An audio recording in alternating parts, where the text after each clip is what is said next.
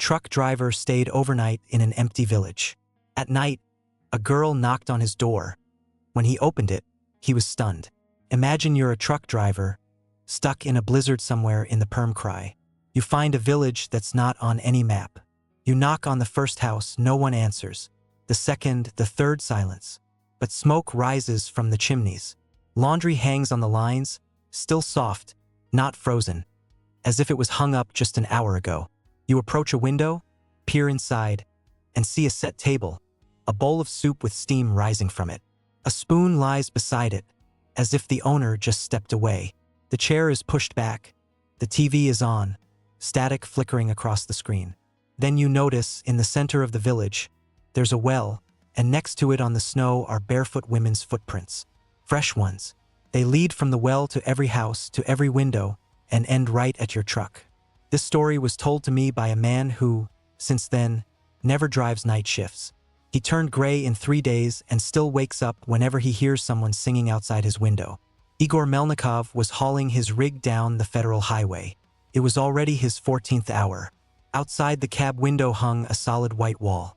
According to the local dispatchers, there hadn't been a blizzard like this in these parts for 15 years. The Perm-Cry welcomed him like an unwanted guest. First, the radio went out, then the navigator fell silent, and then the snow came down so thick that his high beams could barely pick out 10 meters of road ahead. Igor was 43 years old, 22 of which he'd spent behind the wheel of big rigs. He'd seen it all. Icy switchbacks in the Caucasus, washed-out spring dirt roads in Siberia, and dead winter stretches where you wouldn't see a soul for 500 kilometers. He didn't believe in omens, didn't cross himself at churches, and didn't listen to the tall tales about cursed sections of highway that young drivers loved to scare each other with at truck stops. But now something felt off. He'd sensed it 2 hours ago, when he turned off the main highway onto a regional road to cut his way to Solikamsk. Dispatcher Anya had warned him that locals didn't recommend this route in winter, but Igor just smirked. 22 years behind the wheel, thousands of kilometers across the country. He knew which roads were recommended. Now, he wasn't so sure. The signs had ended 30 kilometers back. The last one, rusty and tilted, promised some Kamyshavka in 12 kilometers, but Igor found no Kamyshavka. The road wound between black walls of forest, getting narrower and narrower. And at some point, with an unpleasant chill, he realized the asphalt under his wheels had turned to packed dirt. He stopped to check his paper map, an old habit from the 90s when there were no navigators at all. The map showed nothing. No roads, no settlements. Just a green patch of forest with rare blue veins of rivers. "Well, where have you led me, huh?" he asked aloud, addressing the dead navigator screen. The navigator didn't answer, it couldn't. It had shut down an hour ago, after displaying some gibberish on the screen. Igor had even photographed it on his phone, thinking he'd take it to service later. The screen showed something like coordinates, but the numbers made no sense. Too many digits after the decimal, as if the device was trying to pinpoint his location to the millimeter and went mad from the effort. The phone, by the way, had no signal either. Not a single carrier. Not even an antenna symbol. Just emptiness in the corner of the screen. Igor cursed, lit a cigarette, and decided to keep going. Turning around on the narrow road with a trailer was impossible, and pointless anyway. The blizzard wasn't letting up, and spending the night in the cab in minus 25 degrees wasn't the best idea. He had enough fuel, the engine was pulling strong, and the road had to lead somewhere. All roads lead somewhere. He didn't remember how long he drove. Maybe an hour and a half. Time stretched strangely in this snowy void, where there was nothing for the eye to catch on except endless whiteness and the black silhouettes of trees along the edges. At some point, he realized he was driving on autopilot, and that snapped him out of it. He blinked, rubbed his eyes, reached for the thermos of cold coffee, and then his headlights caught a wooden post out of the blizzard, tilted with a board nailed to it. Something was written on the board, but snow covered the letters. Igor stopped, climbed out of the cab into the biting cold, and approached the post. He brushed off the snow with his glove. Draj Bog, 2 kilometra. He'd never heard of such a name. It wasn't on his map or in the atlas he kept in the glove compartment. But the board was relatively new, not decayed or rotten. The paint was peeling in places, but the letters were clear. Someone, not long ago, maybe a few years back, had bothered to mark the way to this place. The arrow on the board pointed right, to a fork he'd only now noticed. A narrow clearing in the forest, almost invisible in the snowfall. The road there was clearly worse than the one he'd been on. But it was a road. Igor stood by the post, wind hurling stinging snowflakes into his face, and thought, it would be wiser to keep going on this road. It was wider and more packed. But something told him this road led nowhere, that it could stretch another 100 kilometers through empty forest, and he'd stall out halfway, and they'd find him in spring when the snow melted. It had happened before. He'd read about such cases on forums. But here was a village, living people. Maybe a phone, maybe at least hot tea and a place to wait out the blizzard. He returned to the cab and turned right. The 2 kilometers took him almost 20 minutes. The road was narrow, and a couple of times he thought he'd get stuck. But the rig made it. Trees stood so close to the edges that branches scraped the cab. And that sound, dry scratching, echoed unpleasantly in the back of his head, like someone clawing at metal. Then the forest parted. Igor stopped the truck and for several seconds just stared through the windshield, trying to make sense of what he was seeing. The village was real enough. Wooden houses in 2 rows along the street, tilted fences, front gardens buried in snow. He counted a dozen buildings, maybe more. The snow obscured the rest. Smoke rose from several chimneys, barely visible in the blizzard, but smoke nonetheless. So, people were heating stoves, people lived here. But something was wrong. Igor didn't realize what at first. He sat in the cab, peering at the village through the snowy veil, trying to pin down the feeling, to put it into words, and then he got it. Silence.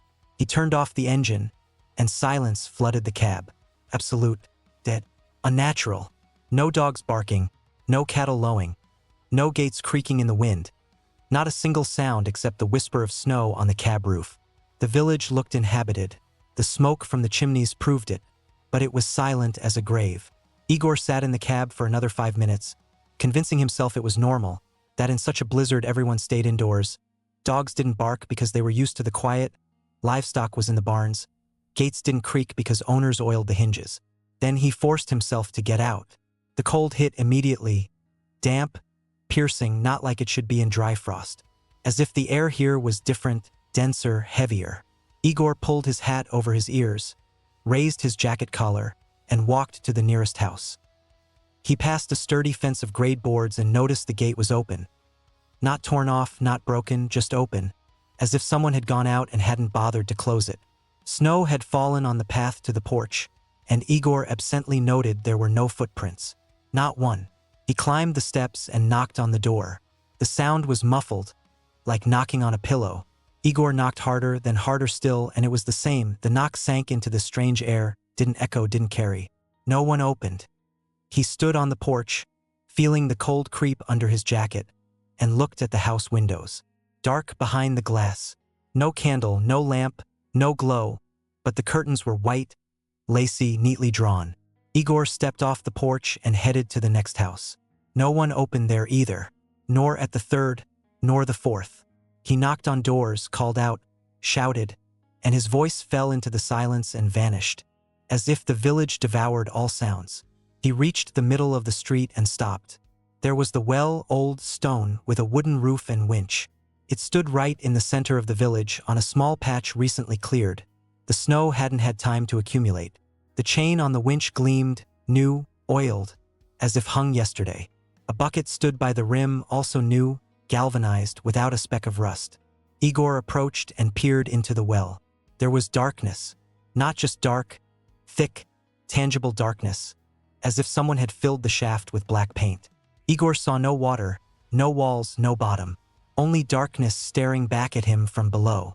He recoiled, and at that moment, he heard a voice. "You'd better step away from the well, kind sir." Igor spun around sharply. By the edge house stood an old man, short, wiry, in a ragged sheepskin coat and felt boots. His face was dark, etched with wrinkles, eyes closed. The eyes were closed. Igor saw it clearly. Eyelids tightly shut, like someone sleeping. But the old man was looking right at him. "Bad place," said the old man. "Especially at night."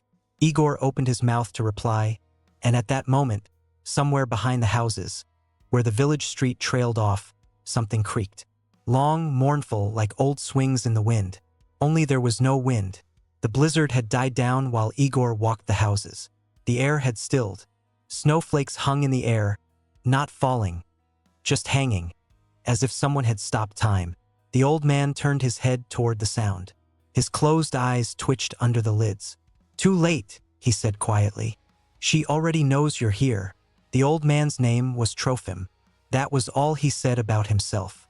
Just Trofim. No patronymic, no surname, as if other names had long lost meaning in this place. He led Igor into his house, the only one with light, a weak, yellow glow from a kerosene lamp on the table, and sat him on a bench by the stove. The stove was lit.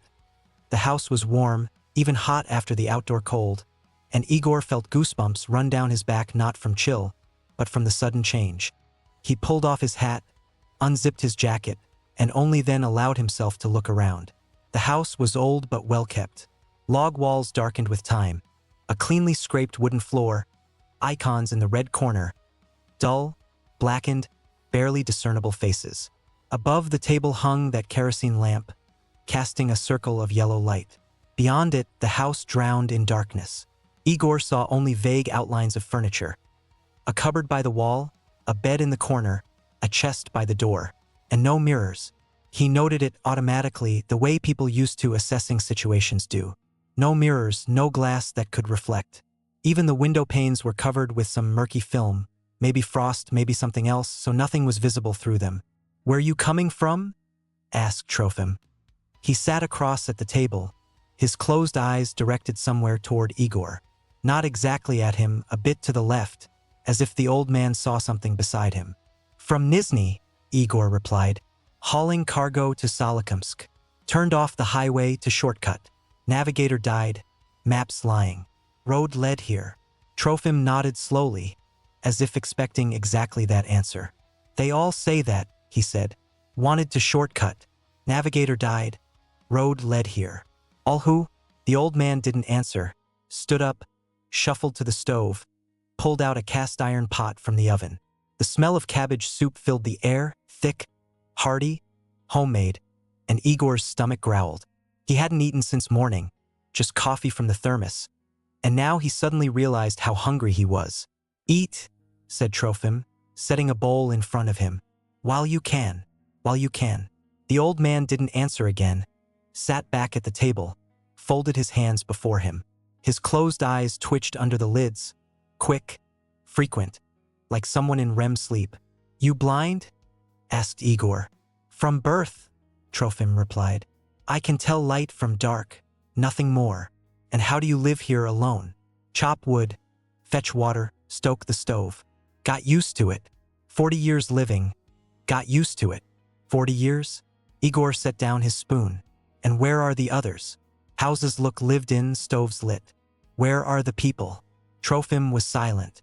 His fingers, long, knobby, with dark stains ingrained in the skin, slowly interlaced. "No people," he said at last. "Haven't been for a long time. Just me. But the stoves are lit. I saw the smoke myself." "Lit," Trofim agreed. "Every night they're lit. Every morning out." Igor felt a chill run down the back of his neck. Not from fear, from incomprehension. He was a rational, practical man. In 22 years on the road, he'd learned to explain any oddity. Hallucinations from fatigue, tricks of light, drivers' tales that grew with each retelling. But this was different. This didn't fit his worldview. "Wait," he said. "Wait, you've been here alone for 40 years. Alone in the whole village. And what, no one's come in all that time, no one's searched. Authorities, relatives, anyone." "They came," said Trofim. "Many came. And what happened to them?" The old man raised his head. His closed eyes stared somewhere over Igor's shoulder. "She took them." For a second, the house was utterly quiet. Even the fire in the stove seemed to hush. Igor heard only his own heartbeat, pounding, echoing in his temples. "Who is she?" Trofim didn't answer. Instead, he stood, went to the window, that same one covered in murky film, and placed his palm on the glass. "It'll be dark soon," he said. "When it gets dark, don't go out. Don't open the doors, don't look out the windows. Don't respond to sounds. No matter what you hear, don't respond. What the hell is going on here? Igor stood so abruptly he knocked over the bowl. Soup spilled across the table to the floor, but he didn't care. What is this place? What kind of devilry? I'm asking you straight. Trofim turned to him. His face, all wrinkles, dry, parchment-like, was utterly calm, like someone who'd long reconciled with something terrible. Sit, he said. Sit and listen. I'll tell what I know, but first promise. Promise what? That you won't go to the well. No matter what happens, you won't go. Igor wanted to argue, to say it was nonsense, that he wasn't promising anything to some half-mad old man in a godforsaken village, that he'd go back to his truck right now, wait till morning, and get the hell out of here. But then he remembered the well, the darkness in it. Not dark, but darkness, alive and hungry, and how that darkness stared back at him from below. I promise, he said. Trofim nodded, returned to the table, sat, folded his hands again. The village is called Dry Bog, he began. Strange name. Huh? Bog but dry. That's because the bog was dried long ago, back in Tsarist times. They rounded up the men, dug ditches, drained the water, built the village on the bog site. Good place it was. Rich soil, water close, forest nearby. They lived well. He paused, his fingers interlaced and unlaced, as if needing something. Only the bog wasn't ordinary. Something lived in the bog, something old, older than the forest, older than the earth. When they drained the water, it stayed, settled in the well. People didn't notice at first. The water from the well was sweet, clean, better than others. Everyone took water from that well, everyone drank it. And what happened? First, nothing. Years passed, people lived, and then she started coming out. Who is she? Trofim raised his head. His closed eyes stopped, and Igor could swear the old man was looking right at him through shut lids. A woman, he said. Beautiful. So beautiful it hurts to look. She'd come out at night, stand by the well. Men would see her from windows and go to her. Go where? To the well. And never return. Igor swallowed. His throat was dry. This is a fairy tale, he said. Local folklore, a drowned woman, a rusalka, something like that. Every village has its legends. Fairy tale, Trofim agreed. Only I'm the last one left. 40 years ago, there were 300 of us. Now just me. 300 people can't vanish without a trace. They can, said Trofim, if no one's left to look. How's that no one? Like this, first the men went. All of them in one winter. Then the women. Some went mad, some took their own lives. The children were taken away earlier when they realized something was wrong. To the city, to relatives. They say they survived. I don't know. The old man paused. I stayed alone because I'm blind. Because I can't see her. The house grew cold. Igor didn't realize why at first, then noticed. The fire in the stove had nearly gone out. Only coals glowed faintly red, and the shadows in the room's corners grew thicker, darker, as if closing in. She comes to those who see her, Trofim continued. First from afar, then closer. On the third night she enters the house. And then it's over. What? Over, repeated Trofim. The person is gone. Igor wanted to say something, that this was madness, that it couldn't be, that he didn't believe a word. But at that moment, outside the window, behind the murky glass, something flashed. Light quick like a reverse shadow. He turned his head to the window and saw nothing. Only darkness outside. It had already gotten dark. He hadn't noticed, with only the kerosene lamp burning in the house, its light reflecting in the murky glass. Don't look, Trofim said quickly. Don't look out the window. There was something there. I know, don't look. Igor averted his gaze. His hands trembled.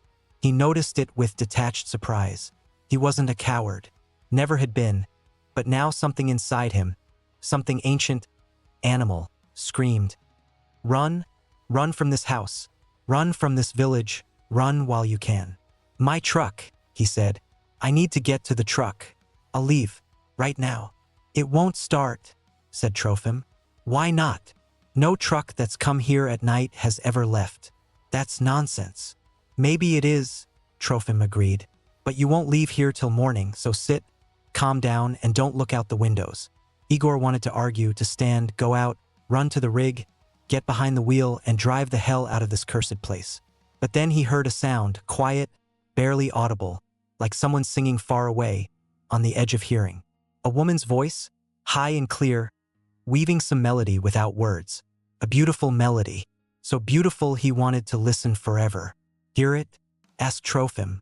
Yes. Don't listen. Cover your ears. Don't listen. Igor covered his ears with his palms, but the singing seeped through, thin, sweet, calling. It promised something, that voice, something inexpressibly wonderful, something worth leaving the house for and walking to the well through night and snow. He closed his eyes and in that second, clearly, despite covered ears, heard something scratch the window glass from inside, from the room's side. He opened his eyes. In the dark corner of the room, where the lamp's light didn't reach, stood a woman. She was smiling. Igor couldn't move.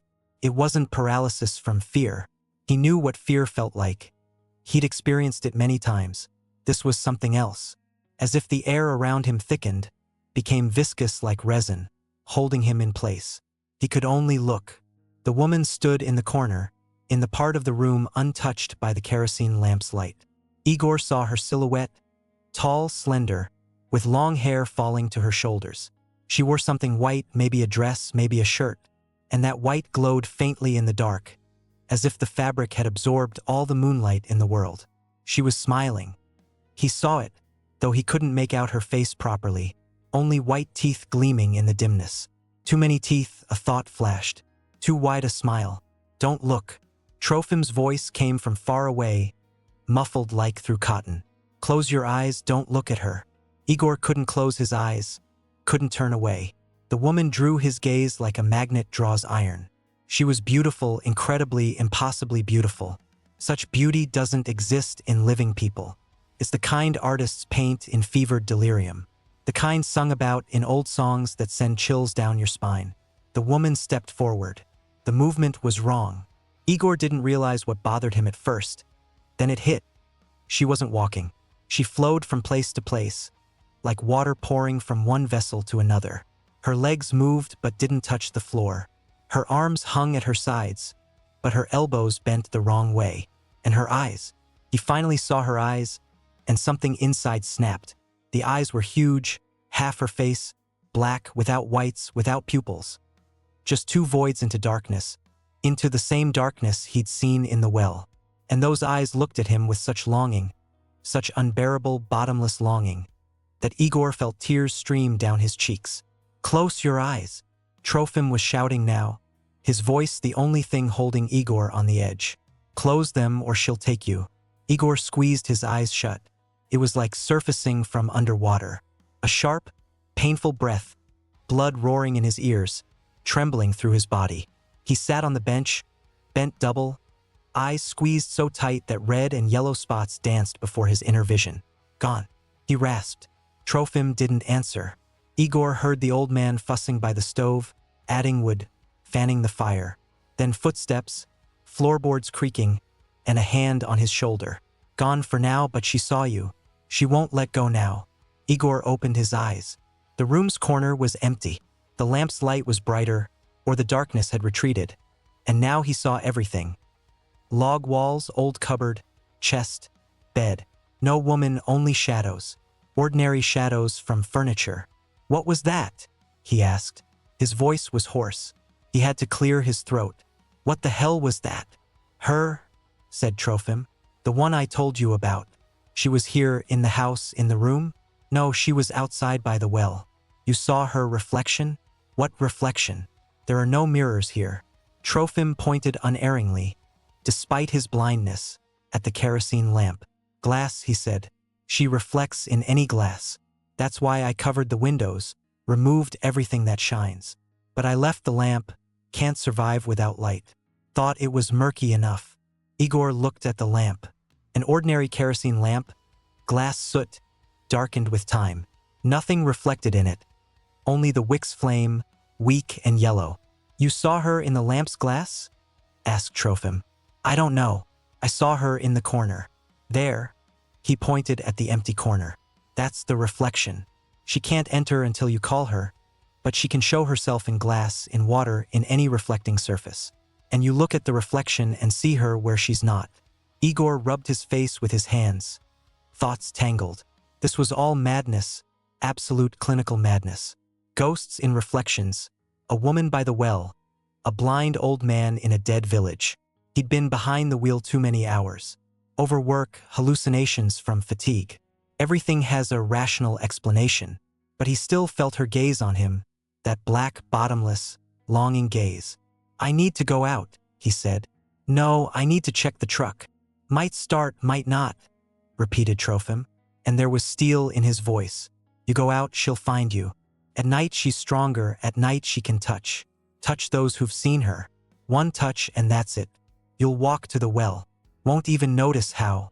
Igor fell silent. Outside the window, behind the murky, rag-covered glass, was silence. No wind, no snow crunch, nothing. Only that dead, oppressive silence that made you want to scream. And then, through the silence, he heard singing. The same voice, high and clear, the same wordless melody, but now it sounded closer, much closer. "Her, by the well," said Trofim. "Waiting. Waiting for what? You." Igor stood, legs trembling but holding. He went to the window, not to the glass itself but the wall beside, and listened. The singing continued, rising and falling in waves, like ocean tide. A beautiful voice, so beautiful his heart ached. "Don't listen," said Trofim. "I have to see." "Don't. See her a second time, she'll get closer. On the third." "On the third what?" The old man paused. "On the third you'll go to her yourself, on your own feet." Igor stood by the window, the singing enveloping him, calling, pulling. He knew he shouldn't look, knew it was dangerous, but something inside, something hungry and empty he hadn't known existed, wanted to see her again, wanted to gaze into those black eyes and drown in them. He raised his hand to the rag covering the window. "Don't," said Trofim. Igor yanked the rag away. Outside was the village, dark, snow-covered, dead. Moonlight, where had it come from? There was a blizzard, flooded the street in cold silver. And in that light, by the well, stood she, the woman. She was even more beautiful than in the reflection. White dress to the ground, long black hair, pale glowing face. She stood barefoot on the snow. Igor saw her bare feet, narrow and white, and she looked right at his window and smiled. The same smile, too wide, too white. Now he saw the teeth weren't just many. There were so many they didn't fit in her mouth. They grew in multiple rows, like a shark's, small and sharp, gleaming in the moonlight. And the eyes, those eyes, black voids into nothing. She raised her hand and waved at him. Slowly, smoothly, like small children wave, like dolls in mechanical clocks, like drowned people in nightmares. And then she took a step toward his window. "Get away." Trofim yanked him by the shoulder, and Igor flew from the window, fell to the floor, hitting his back hard on the bench. The old man, where did he get such strength? Pinned him down, held him to the floor. "Don't look," he shouted. "Don't look, you fool. She's coming. She's coming for you." Igor lay on the floor, staring at the ceiling, and heard footsteps outside. Light, barely audible, crunching on snow. Heard them approach closer, closer, closer. Heard something stop right under the window. Then a knock. Quiet, polite, like knocking at an old friend's door. "Tuck, tuck, tuck." "Don't answer," whispered Trofim. "Don't answer, don't answer, don't answer." The knock repeated. Tuck, tuck, tuck, and the voice, the same voice that sang by the well, said softly and tenderly, "Let me in." 3 words, ordinary words, but they sent goosebumps racing over his skin, twisted and icy knot in his gut. "Let me in," the voice repeated. "It's cold, so cold." "Don't listen," whispered Trofim. "Don't listen, don't listen. I know you're there. I saw you. Let me in, I'll just warm up." Igor lay on the floor staring at the ceiling, tears streaming down his cheeks. He didn't notice them. The voice outside held so much longing, so much loneliness, so much pain. She was freezing out there on the snow, barefoot and alone. How could he not let her in? How could he leave her to suffer? He raised his hand, not understanding what he was doing, and reached for the door. "No." Trofim struck his hand sharply, painfully. "Snap out of it. That's her speaking in you, not you." The pain cleared his head. Igor blinked, looked at his hand. It was extended toward the door, as if to slide the bolt. When he'd done that, he didn't remember. The voice outside fell silent. The light, crunching footsteps receded. The singing started again, but now from afar, from the well. "Gone," said Trofim. Till tomorrow. "Till tomorrow she'll come every night, 3 nights, on the third she'll enter, no matter what you do." Igor sat on the floor, leaning against the bench. He shook with large, uncontrollable tremors. Hands wouldn't obey. "How did you survive?" he asked. 40 years. How? Trofim sank down beside him. His blind eyes, closed and still, now seemed the only protection from the nightmare outside. "I don't see her," he said. "Can't see. She comes to me every night, but I don't see, so it doesn't count. For her, she needs the gaze. The gaze is like an invitation. I looked at her twice. Yes. So tomorrow night she'll come again and be closer. Much closer." Igor closed his eyes. Somewhere outside by the well, the woman sang quietly, tenderly, like a lullaby. He wouldn't sleep that night. He knew it for sure, but he was wrong. Igor woke to light. Gray winter light seeped through the murky windows, and in it, the room looked almost normal. An ordinary village hut, stove, table, bench, icons in the corner. Trofim sat by the stove peeling potatoes, deftly, habitually, as if he didn't need eyes for it. "Awake," he said without turning. "Good. Thought you wouldn't wake." Igor sat up. His head throbbed like after a heavy hangover. Mouth dry, temples pounding. He tried to remember how he'd fallen asleep and couldn't. The last he remembered. Singing by the well, trembling hands, murky ceiling overhead, then a blackout. What time? Morning, 10, maybe 11. Hard to tell in winter. "I need to check the truck." "You'll have time, eat first." Trofim set a bowl of potatoes and a chunk of stale bread before him. Igor felt no hunger, but forced himself to eat. The body needed fuel even if the mind refused. "Tell me everything," he said between bites. "Everything you know about her, the village, the well. I need to understand what I'm dealing with." Trofim was silent for a long time. His hands, knobby and dark, continued peeling potatoes, but slower, more thoughtfully. "I'll tell," he said at last. "But understand, I know only what I've seen. That is, heard, and what others told while they were still alive." He set aside the knife and potato, wiped his hands on a rag. "The village has been here a long time, how long I don't know. Maybe 200 years, maybe more. My grandfather said his grandfather was born here. Always a good village, prosperous, strong. Land yielded, livestock bred, children grew healthy. Only one thing was strange. The well. They didn't dig it. It was here always, before the village, before people. When the first settlers came, it stood there, in the middle of the bog, a stone well with clean water. They thought it a sign that the place was blessed. Drained the bog, built houses around the well." Trofim shook his head. "Fools. Didn't understand the well wasn't a blessing. It was a door. Door to where? Don't know. To where she came from. To where she takes those she claims."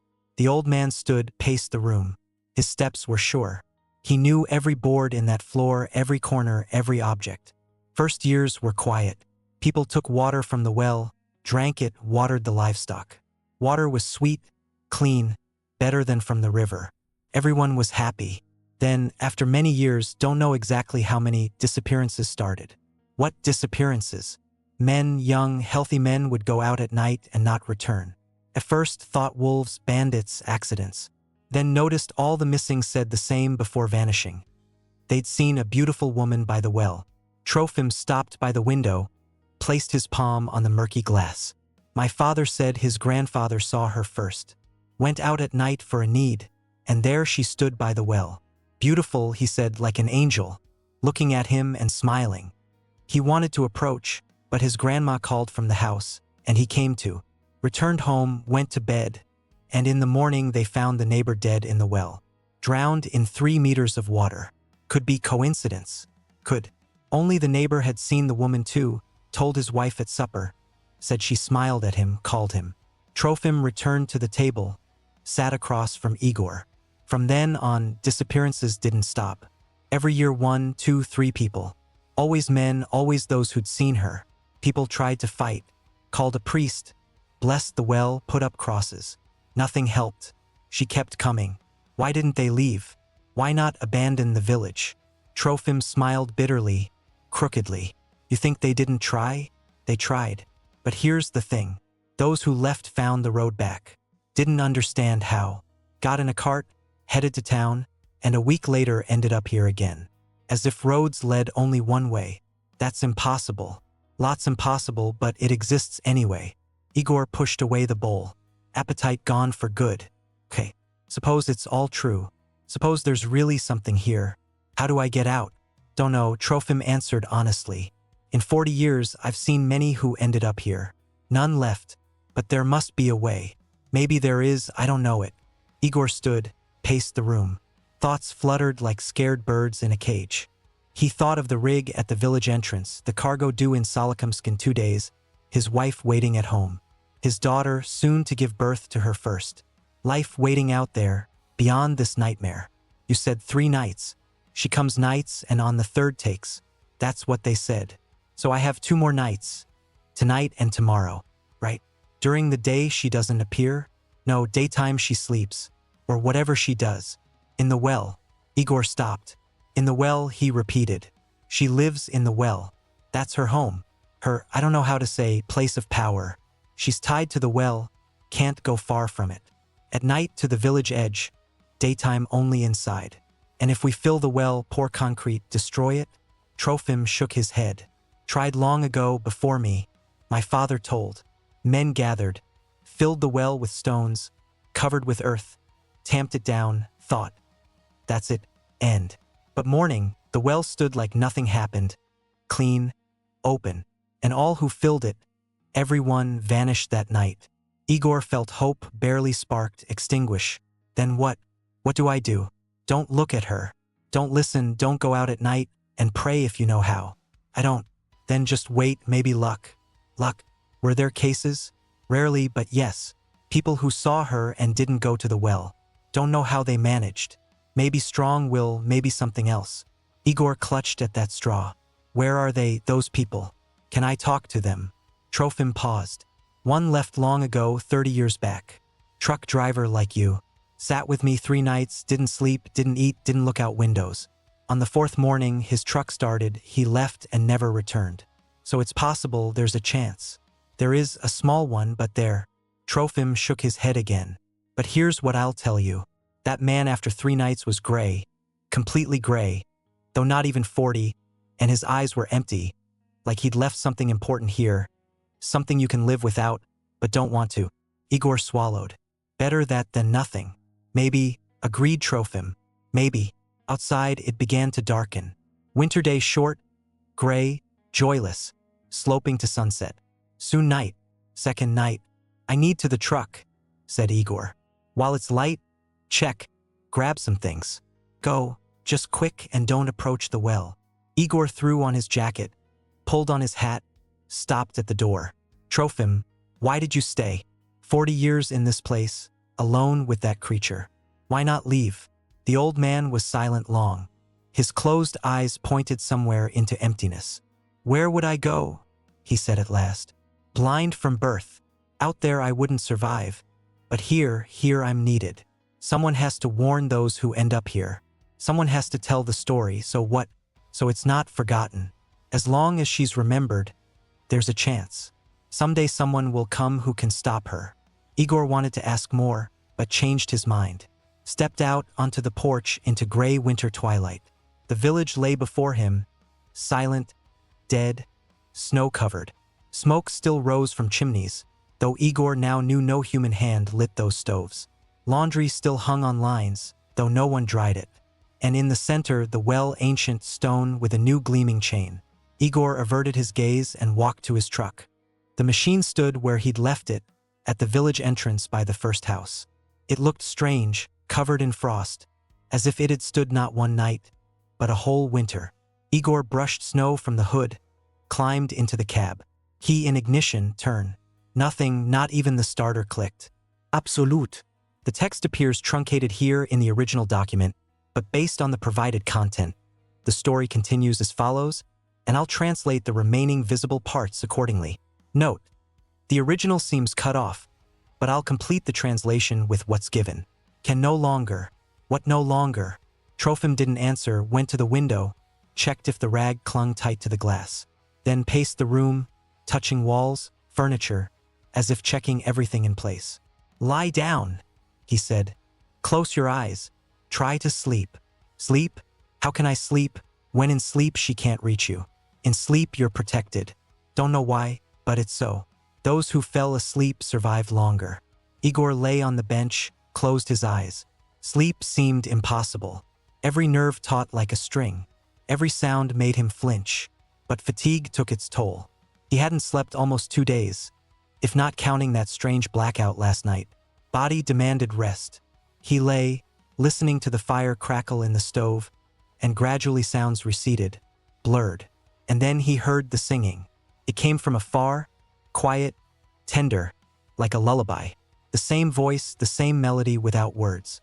But now something new in it, something personal. As if she sang specially for him, as if she knew his name, his fears, his desires. Igor, whispered the voice through the singing. Igor, come out to me. He opened his eyes. The room was plunged in darkness. Fire in the stove burned to coals. Kerosene lamp barely smoldered. Trofim wasn't visible, either sleeping or sitting somewhere in dark. And on the ceiling right above him was a face. Igor didn't scream. The cry stuck in his throat like ice. He just lay and looked at that face. Pale, beautiful, framed by black hair. It was upside down, looking down at him and smiling that too wide smile. Eyes black voids were so close. He could make out something in them, some movement in the depths, as if something stirred there. Come to me, whispered the face. Lips moved, but sound came from inside his head. Come, I'm waiting. A hand, thin, white, with long fingers stretched down from above. It moved wrong. Elbow bent the wrong way. Fingers wriggled like worms. But skin on it was perfectly smooth, milky white, like a porcelain doll's. A finger touched his forehead. Cold. Such cold he'd never felt. Like pressing a piece of absolute zero, a chunk of cosmic void. Cold passed through skin, through bone, reached his brain, and there something clicked. Igor saw the well not from outside but inside. Stone walls plunging down into endless darkness. And in that darkness movement, hundreds, thousands of figures, pale and translucent, floating in black like fish in an aquarium.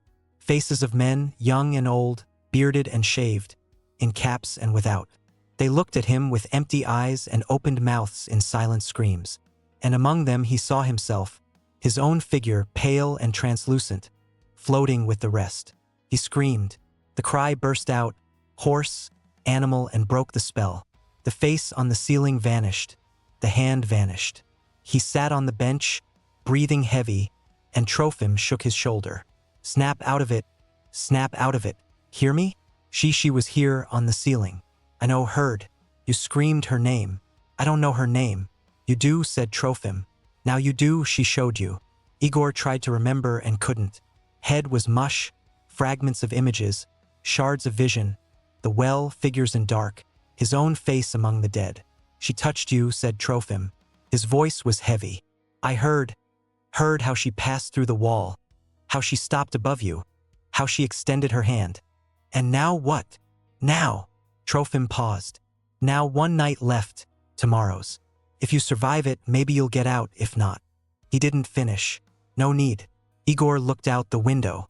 Through a crack between rag and frame seeped gray light. Dawn. The night ended. He stood on trembling legs. I need outside. Why? Look, understand, maybe find something to help. Trofim didn't argue, just said after, don't approach the well, and if you find the barn behind the third house, look in, lots there. Igor stepped onto the porch. Morning was frosty and clear. Sky pale blue, not a cloud. Sun hung low over horizon, flooding the village with golden light. Beautiful, almost peaceful. He descended the steps and froze. Snow around the house was trampled. Footprints, hundreds of footprints. Bare women's feet, narrow, small, with clear imprint of each toe. They led from the well to the house, circled the walls, rose to the windows. Some tracks led straight to the door and broke off at the threshold. Igor slowly walked along the house, examining the tracks. They were everywhere, under every window, at every corner, as if someone had circled the house all night, peering inside, trying to find a gap. He reached his truck and stopped. Tracks there too, around the machine under the wheels on the cab step. Someone had opened the door. He saw snow fallen from the handle. Someone had sat inside. Igor forced himself closer, peered into the cab. On the passenger seat lay 3 flowers. White lilies, fresh as from a greenhouse. And on the windshield inside something written. Finger on frost, uneven letters, childish handwriting. Today Igor recoiled from the truck. Heart pounded in his throat again. She was preparing. She knew tonight was the last night, and she was waiting.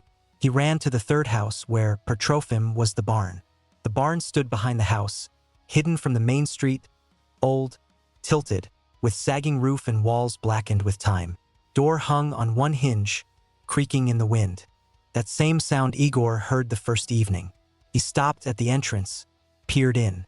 Darkness thick, dense, smelling of damp and something else, something Swedish, unpleasant. Igor pulled out his phone, turned on the flashlight. The beam cut the dark and he saw things. The barn was packed with things. Jackets hung on nails in the walls. Dozens of jackets, different sizes, styles, eras. He saw quilted telegriki from the 70s. Modern puffy jackets with shiny zippers. Leather, denim, camo bushlats. A whole collection. A museum of outerwear over half a century. On the floor lay bags, backpacks, duffels, briefcases, sports bags. Some open. Contents spilled out. Clothes, books, food long rotted to shapeless mass, and keys. Bunches of keys, car, door, some unknown. They lay in piles on an old workbench by the wall, as if someone carefully collected and sorted them. Igor entered, trying not to step on scattered things. Flashlight beam darted walls, snatching new details. Photographs. On one wall photographs, dozens, maybe hundreds, pinned to boards with rusty nails. Black and white, color, Polaroid, printed. Faces of people, mostly men. Smiling, serious, young and old. Family photos, work photos, selfies. These were they, those she'd taken, their things, their photos, their lives. All left here in this barn like some monstrous archive. Igor went to the workbench. Among keys lay documents, driver's licenses, passports, passes. He took the first one, shined on it. Korchov Viktor Shemenoviz. Category C. Issued. Date blurred, but photo preserved. Man about 50 with mustache and kind gaze. Igor set it down and took the next. And next and next. Drivers. All drivers. Truckers like him, different years, ages, from different cities. Nizhny Novgorod, Kazan, Perm, Ekaterinburg, Chelyabinsk. Geography West. All the eastern part of the country. He rummaged through these documents like an archaeologist at a dig, and with each minute grew colder. Not from frost, from realization. She hunted not randomly. She chose truckers driving alone through remote places, those not missed right away, perfect victims. And then he saw it. The license lay apart on the workbench edge. Newer than others, plastic not dulled. Igor took it, brought to the flashlight, and his breath caught. Lapshin Andrei Nikolaevich. He knew that name. He'd seen that face in news, online, on flyers. Andrei Lapshin, driver from Samara, disappeared 3 years ago en route to Vorkuta. Searched nationwide. Volunteers, police, MCHS. Wife on TV crying, begging for help. Kids recorded video appeal. They never found him. No body, no truck, nothing. He just vanished, dissolved somewhere on vast Russian roads, and his license lay here, in a barn in a dead village not on any map. Igor dropped the document. Hands shook so hard he barely held the phone. How many were there? How many people vanished over these decades? How many families lost fathers, husbands, sons? All ended here in this cursed place, by this cursed well. He turned to leave, and the beam slid to the barn's far corner. There stood a person. Igor jumped back, hit the workbench with his back, nearly fell. Heart dropped to his heels, mouth dry. Who's here? The figure didn't move. Stood in the corner, motionless as a mannequin. Igor aimed the flashlight and realized. Not a person. A scarecrow, old, tattered, like those in gardens. Crossbar of sticks, sack stuffed with straw for body, rag head. On the head an old cap, on the body a rotted jacket. Igor exhaled. Idiot. Nearly died of fear over a scarecrow. He moved to the exit, but something made him stop, turn, look again. The scarecrow wasn't like an ordinary one. It was meticulous, too meticulous. Face not just sack, but molded from something. Eyes buttons, he realized, big, black buttons with nose, with mouth. Arms not sticks, something flexible, wrapped in fabric. And on its neck hung a sign, cardboard on string with handwritten note. Igor approached closer, each step hard, and read, "The one who didn't look."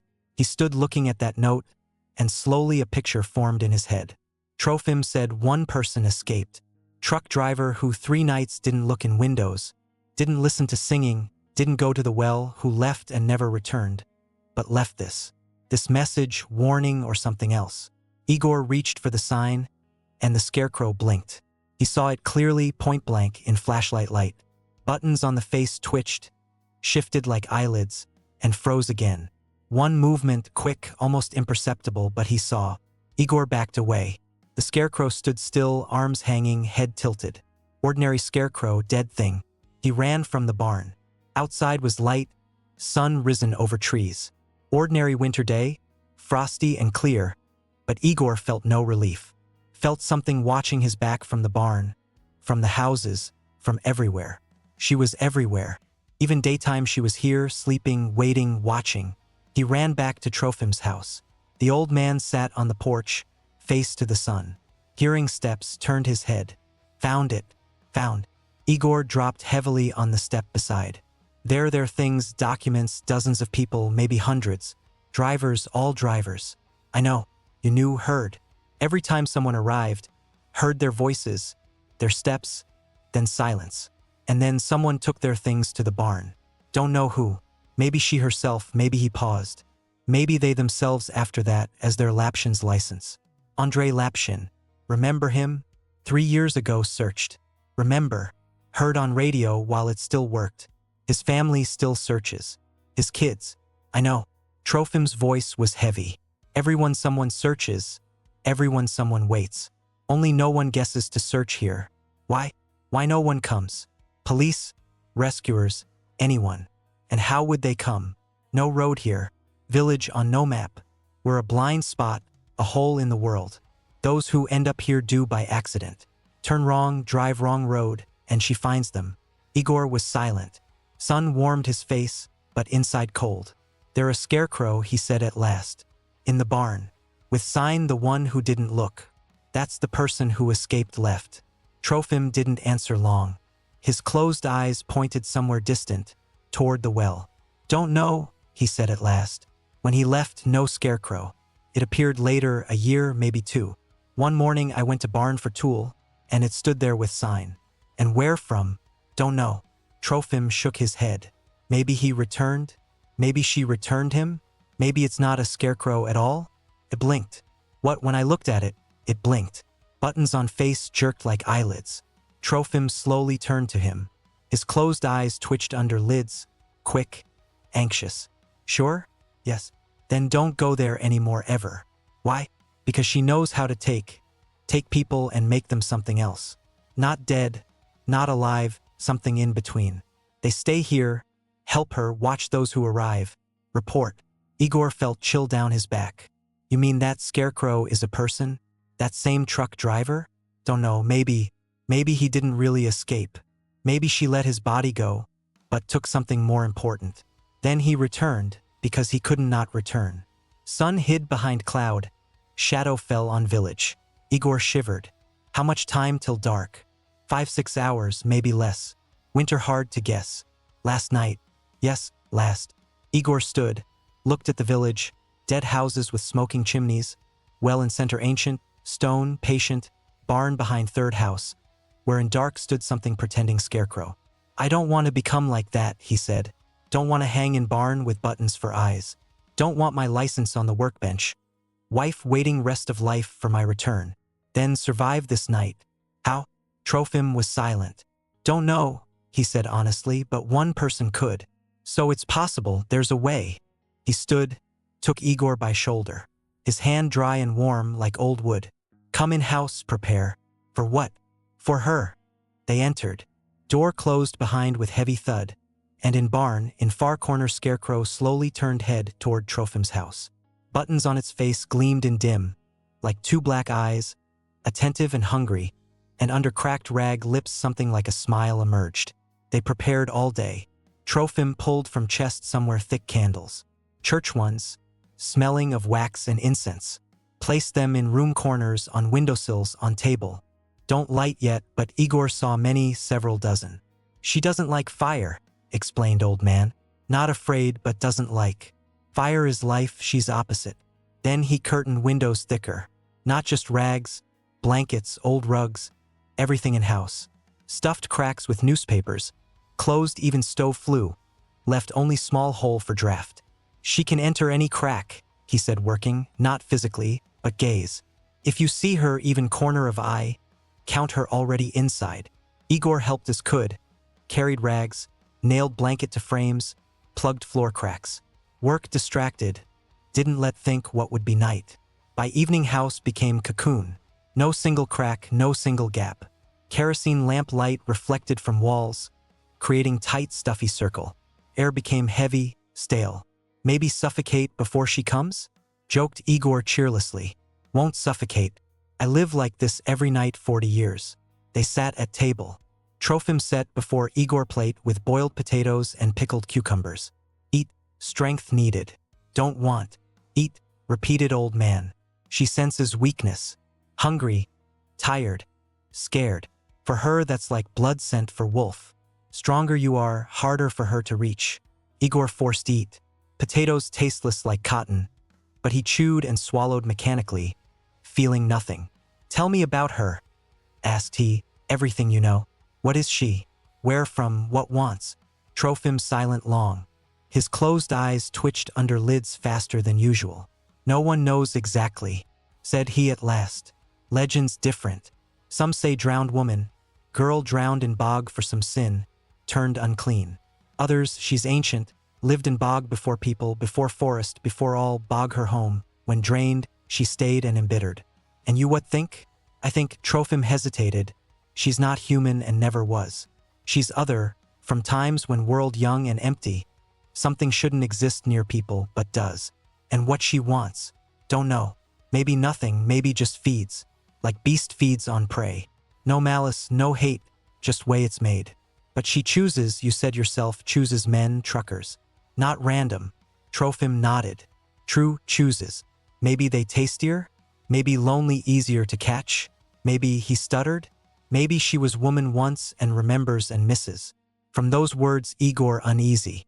He imagined. Creature ancient as earth sits at well bottom and misses something never had. Human warmth, touch, love, and finds peculiar way out. How stop her? Asked he. Kill, banish, anything. Don't know, maybe no way. Maybe can't stop, can only survive. That person who escaped, what he did. Didn't look. 3 nights didn't look in windows, mirrors, anything with reflection. Didn't listen her voice. Didn't answer when she called. Just sat, eyes and ears closed, waited dawn. And that enough. For him enough, but Trophim hesitated. But what? He was special, strong, not body, spirit. I felt it in him, some hardness like stone inside. Most people soft, she easily penetrates, but he no. Igor looked at his hands. They trembled. I'm not like that, said he honestly. Ordinary man, driver, husband, soon grandpa. Nothing special. Maybe so, maybe you don't know yourself fully. Sometimes people learn what capable only when no choice. Outside windows, behind thick blankets and rags began darken. Igor felt it, though didn't see. Felt air change, become thicker, silence outside deeper. Trophim stood, began lighting candles, one by one, methodically, calmly. Flames sparked in dark, like small warm stars. Soon, said he. Igor sat at table and watched candle flames flicker from invisible drafts. Somewhere inside him deep, panic stirred. He crushed it like crushing nausea, but it seeped anyway. Last night, if Trophim right, she'll enter house. No matter doors closed or not, candles burning or not, she'll enter because he saw her, 3 times saw, and now she has right to him. What if she takes me? Asked he. What she does with people? Don't know exactly. No one returned to tell. But you heard something in 40 years. Trofim silent. Heard, admitted he at last. Sometimes nights heard voices from voices of those she took. They called, begged help, but not like living beg, somehow else, like echo begs, like reflection begs. They're there inside maybe, or what's left. She doesn't kill, I think she keeps. Takes something important and keeps like collection. Igor remembered his vision when she touched his forehead. From inside, hundreds figures floating in dark. His own face among them. I saw, said he when she touched me. Saw them. They float there in dark, like fish in aquarium. Trofim nodded slowly. Then, know what awaits if not survive this night. Room quiet. Only wicks crackled. Flame hummed barely in stove. World outside walls gone. Dissolved in dark. Left only this house, this room, this light circle. And then she sang. Voice came from afar, quiet, tender, like wind breath. Same melody, same trills, but now something new. Something intimate, personal. As if she sang only for him. Igor, whispered voice between notes. Igor, I'm here. I'm waiting for you. Don't listen, said Trofim. Cover ears. Igor covered ears with palms, but voice not gone. Sounded inside head, bypassing eardrums, everything. I know you hear me. I know you want to see me. Come out, I'll show you something beautiful. Don't listen, repeated Trofim. Think of other, wife, daughter, grandson, anything, just not her. Igor tried, summoned memory wife's face Lena, with whom 20 years, her smile, her voice, smell her hair. Remembered daughter, small, then grown, then pregnant, with round belly and happy eyes.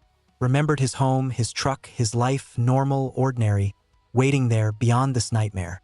But voice not retreated. They don't love you, whispered it. Not like I do. They don't know you truly, but I do. I see through you. See all you hide. All you fear, all you want. Shut up, whispered Igor. You're lonely all life lonely, even with them lonely. I can fix that. Come to me, and you'll never be alone again. Shut up, he shouted now, voice hoarse, broken. Trofim grabbed his shoulders, shook, said something, but Igor didn't hear. Heard only her, only that voice, sweet as honey, poisonous as hemlock, and then knock at door at wall, right behind his back. Tuck, tuck, tuck.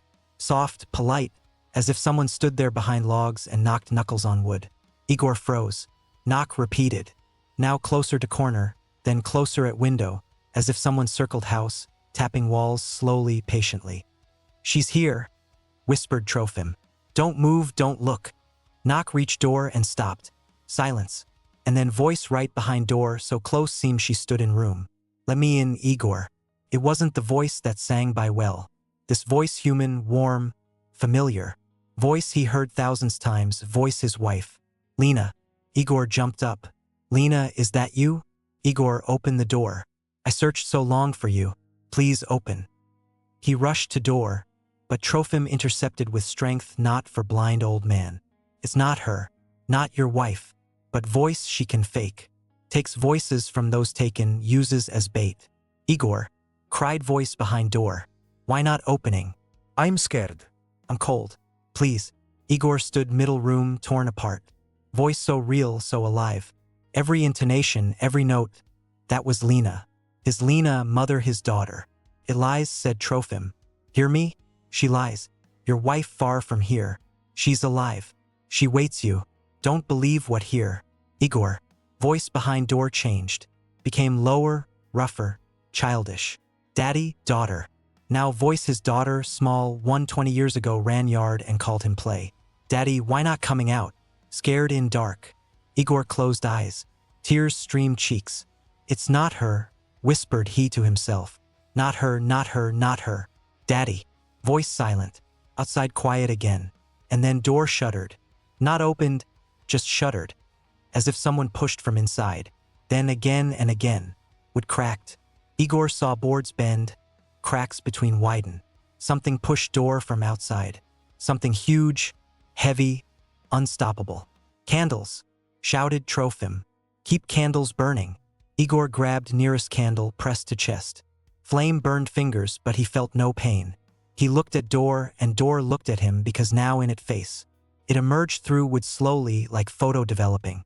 Pale, beautiful, with closed eyes and smile on lips. It wasn't carved or drawn.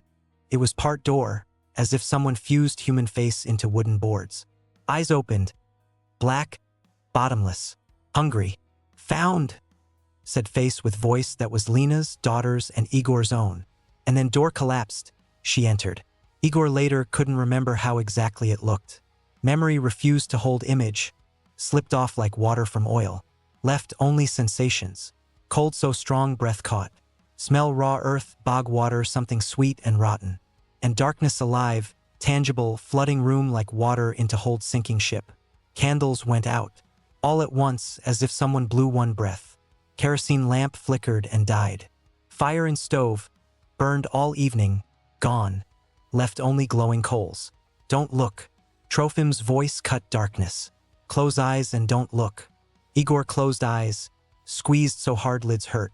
Pressed to chest extinguished candle, feeling hot wax burn skin. She was nearby. He felt her presence. Heavy, crushing, filling whole room. Felt her breath, cold, damp on his face. Felt she stood right before him, inches away, and looked. Open your eyes, said she. Look at me. Voice beautiful. Most beautiful voice he'd ever heard. In it all, love, passion, tenderness, promise eternal happiness. One sound this voice filled soul warmth, wanted listen forever. Look at me, Igor. I waited so long for you. He felt his lids tremble, something inside. Something weak human wanted open eyes, wanted see her, wanted drown in those black eyes and never surface. No, whispered he. Why no? What afraid? I won't harm you. I want only one. Be with you always forever. Fingers touched his face, icy, smooth, inhumanly long. They slid cheeks, forehead, lids, tender, affectionate, like mother touches child. You're so warm, whispered she, so alive. Long no such warm. Open eyes, dear, look at me. Igor thought of Lena, how she meets him after halls, tired, flower on hands, smile on lips, how they sit evening's kitchen, drink tea and silent, because no need words. 20 years together, quarrels and makeups, first gray in her hair. Thought of daughter, how carried her from eternity, tiny, red, screaming, first steps, first words, first love. How she called 3 months ago, said, Dad, you'll be grandpa. Thought of grandson not seen yet. Small person soon born carry bit him, Igor, in genes, in blood. Future waiting there, beyond this nightmare. No, said he again louder. No. Fingers on his face froze. Why? Voice changed, harder, colder. Why resist? All come to me in end. I'm not all. You're same as others. Weak, lonely, hungry. I see through you, Igor. See emptiness inside. I can feel it. No emptiness in me. There is. Fingers clenched, dug into cheeks. There is. You run from it all life. Leave on halls, not think, work to exhaustion, not feel. But it's there. Here, inside you, and I only one can take it. Igor felt something shift in chest. As if icy fingers pierced skin, ribs, reached heart. There's something small, dark, sick. Something never said aloud. Old wound, not healed, festering. Brother, older brother drowned when Igor 12, who went to river not returned, who he should stop, should say, don't go, water cold, current strong, but didn't say silent. And then all life carried this silence inside. Here's it, whispered she. Here's your emptiness, guilt, shame, pain. You carry it so many years. Poor my boy. Come on, give it me, I'll take, you'll feel better. And for second, one long, terrible second, he wanted give. Open eyes, look into those black voids and let go all. Guilt, pain, memory, brother. Let go and go into darkness where nothing hurts because nothing feel. But then he remembered something else. He remembered brother's voice, not words, just voice. Laughter ringing and clear, and what brother said day before death. Someday you'll have kids, Agorka, and tell them about me. Okay, so I not forgotten. He told daughter when she grew, told about Uncle Misha, who loved swim and tell scary stories by campfire. About person lived too little, but left mark in younger brother's heart. And that mark not emptiness, it's love. No, said Igor. He said calmly, no fear. and felt something change. What? Voice trembled. This not emptiness, this memory, this love, and you won't get it. Fingers on his face trembled. He felt she confused. First time this night, maybe first in decades. She didn't know what do. You can't. Can. Go away. You're mine. I saw you. You looked at me. Looked and won't look more. Go away. Cold stronger. Pressure on body increased. As if squeezed all sides, trying crush. Flatten. You'll die. Voice turned squeal high and human. You'll die here, alone in dark. Your wife never know what happened. Your daughter sob on empty grave. Maybe, said Igor, but not by your hands. He raised hand, one holding candle and clicked lighter. He forgot it in pocket. Old gas lighter. Gift wife on anniversary with engraved. Come back. He carried always like talisman, reminder.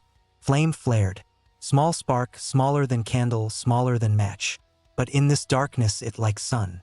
Cut gloom, cast shadows, illuminated. Igor saw for split second, before squeezing eyes again saw. She nearby, right nearby, inches from face. And she wrong, not scary. Precisely wrong. Beautiful face but eyes too far apart. Smile but teeth in 3 rows. Hair but they move themselves alive. Body but bends places no joints. She like child's drawing, trying to depict beautiful woman, but not understanding human body. Like mask under which something entirely other. She screamed. Scream unbearable. Hit ears, brain, soul itself. Igor fell knees, plugging ears. But scream penetrated fingers, skull bones. And then silence. Absolute deafening silence. Igor opened eyes. Room empty. Candles burned down. He didn't remember how relit. Door stood place, hole no crack. Trofim sat corner, back to wall. His closed eyes twitched under lids. Outside, behind blankets rags seeped gray light. Dawn. She, rasped Igor. Gone, said Trofim. Voice weak. Exhausted. You drove her away. Don't know how, but drove. Igor looked at hand. Lighter there, soot, hot. On case next come back new scratch, deep, as if someone clawed metal. He rose legs. Body ached like after fight, but alive. Alive. Need to truck, said he. Go, nodded Trofim. Try, maybe now start. Igor stepped porch. Village lay before, quiet, peaceful, bathed morning light. Snow sparkled, smoke rose chimneys, laundry hung lines. Beautiful, almost idyllic, but tracks snow none. He reached rig, sat cab, turned key. Engine roared. Igor sat, listening sound, most beautiful sound world, and cried. Tears streamed cheeks, dripped steering, he didn't try stop. Then shifted gear and drove. He hit highway 40 minutes. Road couldn't find 3 days, just there. Straight, packed, leading federal highway, as if never gone anywhere. DPS patrol picked him hour later. 2 sergeants, young guys, looked him like ghost. You okay? Searched 3 days. Wife filed report. 3 days. Seemed whole life. Lost, said he. Turned wrong. Navigator died. Where were? Don't remember. Was truth. He no longer remembered road to dry bog. Not sign, not turn. As if someone erased info from memory. They took him hospital. Doctors examined. Found nothing, only hypothermia. And exhaustion. He slept 2 days. When woke, Lena sat beside. Fool, said she through tears. Fool, old. I told don't drive that road. He hugged her, held to him and held, as if afraid she'd vanish. No more, said he, promise. And he kept promise. Month later, when life almost normal, Igor sat computer. Searched info dry bog, missing truckers, well middle forest. Village no in any registry, no map old or new. No mentions archives, no records history region, as if never was. But found something else. Truckers forum, closed section, only verified. Topic called places not to turn. He read stories, dozen stories, different regions, different years, everywhere same. Blizzard, glitched navigator, road not on map. Village looks lived, but silent. Well center, and woman, beautiful woman by well. Some stories cut off. Author no contact since. Others ended short. Escaped. Details PM. Igor wrote one survivor. One whose story like his 10 years back. Sverdlovsk Oblast. Answer came day later. You saw her. Her eyes? Yes. Then listen carefully. She's not Tide Place. Tide Road, all roads. Everywhere person drives alone, night in wilderness she can appear. Dry bog, not village, trap. She sets where needed, removes when catches prey. What she is, don't know, no one knows. But hungry, always hungry. And she doesn't forget those who left her. What mean? No answer. User deleted account. Igor quit long hauls. Got job local transport company. Hauls cargo region. Short routes. Familiar roads, no overnights cab. Lena happy. Daughter bore grandson. Boy named Misha honor Igor's brother. Life went on, but sometimes nights when couldn't sleep he went window looked street. Seemed somewhere there. Dark beyond lanterns someone stands looks back. Someone beautiful. Someone patient. Someone who waits. And one day, year or 10 or 20 he'll go road again. And she'll be there because she forgets. Never.